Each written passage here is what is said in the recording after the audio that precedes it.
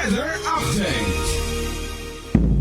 Lumakas pa sa nakalipas na mga oras at ngayon ay umakyat na sa isang typhoon category ang bagyong Domeng. Ayon sa pinakahuling ulat, ang sentro ng mata ng Typhoon Domeng ay namataan sa layong 815 kilometers. Yan po sa silangan ng Northern Luzon. Taglay nito ang maximum sustained winds na hanggang sa 120 km per hour malapit sa sentro at ang pagbugso ng hangin ay umaabot ng hanggang sa 150 km per hour. Kumikilos ito pa northwest sa bilis na 20 km per hour. Kasabay nito ay umiiral pa rin ang southwest monsoon na nakakapekto sa Visayas, Mindanao at kanlurang bahagi ng Southern Luzon.